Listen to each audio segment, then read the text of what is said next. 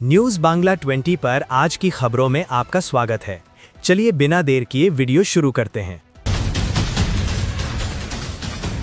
Middle east में एक बार फिर से जंग के बादल मंडराने लगे हैं। खासकर इजराइल और अरब मुल्कों पर हमले के आसार नजर आने लगे हैं, क्योंकि इजराइल ने लेबनान पर हमला करके सीज़फायर को ठेंगा दिखा दिया है। एक तरफ अमेरिका और इजराइल सीज़फायर की बात करते हैं, लेकिन जब सीज़फायर होता है तब पीठ में छुरा घोंपने लगते हैं। ऐसे में कोई भी मुल्क आखिर अमेरिका और इजराइल जैसे मुल्कों पर यकीन करे तो करे कैसे। ईरान कह रहा है कि अगर लेबनान पर हमले होंगे तो हम भी सीज़फायर को जूते की नोक पर उछाल देंगे और ट्रिगर दबाते ही तेल अवीव से धुआं उठने लगेगा। सलाम, नमस्ते, सत श्री अकाल। मैं हूं आपके साथ हर्षिता मिश्रा और आप देख रहे हैं टाइम्स मेल। ईरान और अमेरिका के दरमियान सीज़फायर किसी भी वक्त टूट सकता है। हो सकता है जब आप हमारे इस एपिसोड को देख रहे हो तब तक जंग फिर से शुरू हो गई हो, पर ईरान ने ट्रिगर पर उंगली रख ली है और अमेरिका इजराइल को सीधे चुनौती दे रहा है। ईरान ने हार्मुज पर भी ताला मार दिया है। जब अमेरिका और इजराइल ही खुल्लम खुल्ला अय्यारी पर उतर आए हैं तब सीज़फायर का कोई मतलब नहीं रह गया, जबकि खुद पाकिस्तान के वजीर आजम ने भी ट्विटर पर जानकारी शेयर करते हुए लेबनान को भी सीज़फायर का हिस्सा बताया था। लेकिन इजराइल और अमेरिका ने सीज़फायर में लेबनान के शामिल होने से इनकार कर दिया है। तो सवाल है कि आखिर इजराइल चाहता क्या है। इजराइल धीरे धीरे गजा और लेबनान के इलाकों पर कब्जा करके अपने उसी मंसूबे पर आगे बढ़ रहा है जिसे ग्रेटर इजराइल कहा जाता है।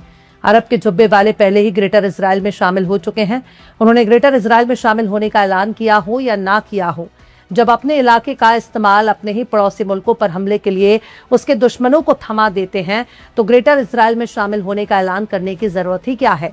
ये कोई जरूरी तो नहीं है ना कि ढोल ताशा बजाकर ग्रेटर इजराइल कायम किया जाए। जो चीज नजर आ रहा है उसके लिए ऐलान करने की जरूरत ही क्या है। पर लेबनान पर इजराइल के हमले बता रहे हैं कि इस जंग को और भी लंबे वक्त तक चलना बाकी है। ये जंग अभी लंबे वक्त तक चलेगी और अगर सच में कोई रोकना चाहता है तो उसे रोकने में दिलचस्पी दिखानी होगी। अमेरिका खुद ही बार बार सीज़फायर के लिए ईरान पर दबाव बना रहा था। ईरान तो किसी भी सीज़फायर का जिक्र ही नहीं करना चाहता था, लेकिन अब तो ईरान ने इस्लामाबाद में होने वाले सीज़फायर समझौते की बातचीत से ही इनकार कर दिया। ईरान ने समझा दिया है कि एक तरफ जंग और दूसरी तरफ सीज़फायर की बातचीत नहीं हो सकती। बातचीत तब तक नहीं होगी जब तक लेबनान पर हमले बंद नहीं हो जाते। ईरान ने अमेरिका के साथ इस्लामाबाद में 10 अप्रैल को मीटिंग में शामिल होने की खबरों को झूठ का पुलिंदा करार दिया है। मगरबी मीडिया और गैर मुल्की मीडिया आउटलेट्स में दावा किया जा रहा था कि ईरान के सीनियर ऑफिशियल पाकिस्तान के दौरे पर हैं, लेकिन ईरान के ऑफिशियल न्यूज एजेंसी ने इस तरह के दावों को मनगढ़ंत करार देते हुए मीटिंग में शामिल होने की खबर को खारिज कर दिया है। ईरान की प्रेस टीवी और तस्नीम न्यूज एजेंसी ने भी इनकार कर दिया।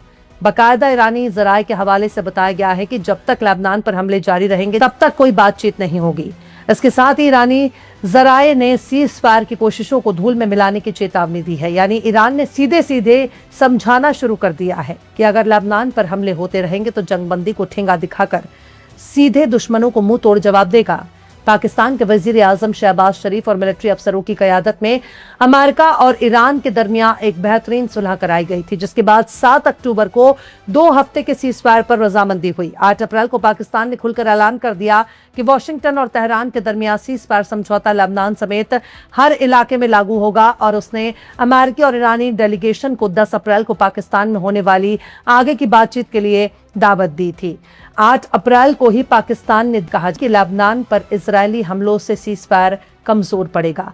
अमेरिका और ईरान के दरमियान मुज़ाकरात में दिक्कत पेश आएगी। CBS न्यूज के जरिए सियासी जराये के हवाले से दावा किया गया कि अमेरिकी सदर डोनाल्ड ट्रंप को इत्तलाक दी गई थी। सीज़फायर में लेबनान भी शामिल होगा। व्हाइट हाउस के अफसरों ने बताया कि इजराइल इस पर राजी हो गया था। फिर बाद में ट्रंप और नेतन्याहू के दरमियान फोन पर बातचीत हुई और फिर अमेरिका का रुख बदल गया। यानी अमेरिका और इजराइल दोनों ने ही सीज़फायर में लेबनान के शामिल होने से इनकार कर दिया, जिसके बाद से इजराइल ने लेबनान पर हमले बढ़ा दिए। अल-मायदीन ने अपने जराये के हवाले से बताया है कि पाकिस्तान की राजधानी में ईरानी डेलीगेशन के आने के दावे झूठे हैं। पाकिस्तान समेत सुलह कराने वाले मुल्कों को इत्तला दे दी गई है। जब तक लेबनान पर इजराइल के हमले जारी रहेंगे तेहरान किसी भी तरह की बातचीत में शामिल नहीं होगा।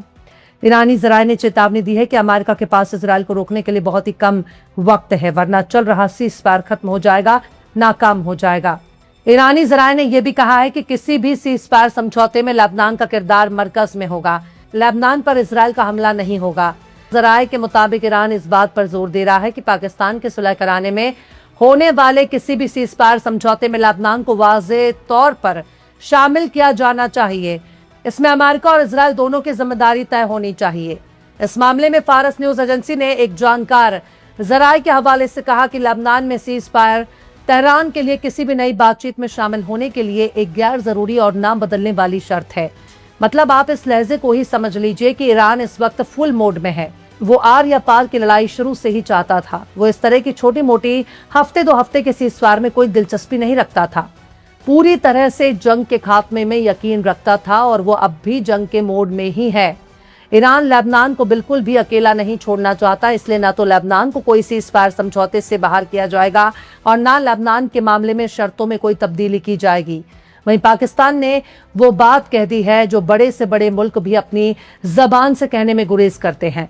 पाकिस्तान चाहे जैसा भी मुल्क हो, लेकिन ये गौर किया जाना चाहिए कि उसने सुपर पावर अमेरिका और दूसरे सुपर पावर ईरान के दरमियान सुलह कराई है और इस सुलह का कराए जाने के बाद वेस्ट एशिया में पाकिस्तान की कदर बढ़ गई है।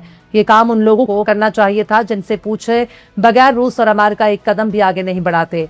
खैर, पाकिस्तान के डिफेंस मिनिस्टर ख्वाजा मोहम्मद आसिफ ने इसराइल को एक बुराई बताया, इंसानियत के लिए बदनुमा दाग करार दिया है और लेबनान पर उसके जरिए किए गए कत्लेआम की शदीद अल्फाज में मजम्मत की है।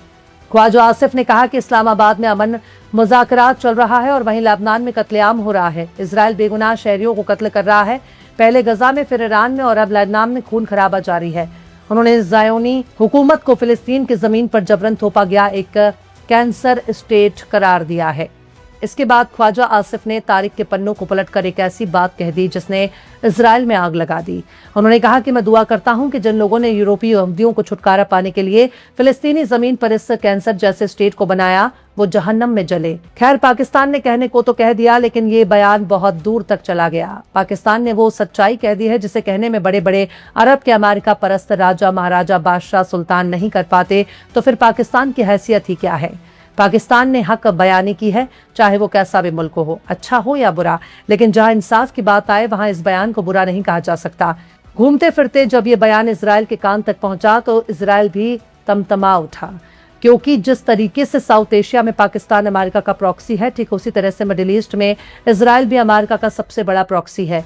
लिहाजा नेतन्याहू ने अपने टूटे हुए दिल से कहा है कि इजराइल की तबाही के लिए पाकिस्तान के डिफेंस मिनिस्टर का बयान काबिले मजम्मत है। ये ऐसा बयान नहीं जिसे किसी भी हुकूमत में बर्दाश्त किया जा सकता है, खासकर ऐसी हुकूमत से जो अमन के लिए गैर जानिबदार सालिस होने का दावा करता है। पाकिस्तान के बयान पर नेतन्याहू के दफ्तर से बयान आने के बाद इजराइल के विदेश मंत्री गिदोन सार का बयान भी सामने आया। उन्होंने भी पाकिस्तान के बयान की शदीद अल्फाज में मजम्मत की।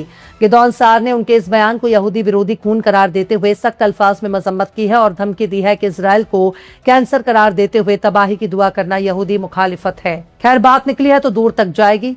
ख्वाजा मोहम्मद आसिफ ने जो बयान दिया है वो पाकिस्तान का ऑफिशियल बयान माना जाता है। खासकर ये बयान पाकिस्तान के अवाम के जज्बात का नतीजा है, लेकिन गौर से देखा जाए तो ख्वाजा आसिफ का ये बयान अमेरिका को चुप सकता है और अगर अमेरिका को बुरा लगा तो ख्वाजा आसिफ की कुर्सी भी जाएगी और उनका ट्वीट भी डिलीट हो जाएगा। खैर, ईरान की उंगलियां ट्रिगर पर हैं और ईरान कभी भी ट्रिगर दबाने में देर नहीं करेगा। फिलहाल इस खबर में बस इतना ही। यह एपिसोड आपको कैसा लगा कमेंट बॉक्स में जरूर से बताइए। पसंद आए तो लाइक करें, शेयर करें और बेबाक निष्पक्ष स्वतंत्र पत्रकारिता को सपोर्ट करने के लिए हमारे चैनल टाइम्स मेल को जरूर से सब्सक्राइब करें और बेल आइकन की घंटी वाली बटन आप जरूर से दबा दें ताकि आपको हमारे आने वाले नए वीडियो की नोटिफिकेशन फौरन ही मिल जाए। फिर मिलते हैं किसी और वीडियो में एक नई खबर के साथ। हर्षिता मिश्रा को दीजिए इजाजत। जय हिंद। प्रिय दर्शकों, अगर आपको वीडियो पसंद आए तो लाइक, कमेंट और सब्सक्राइब करना ना भूलें।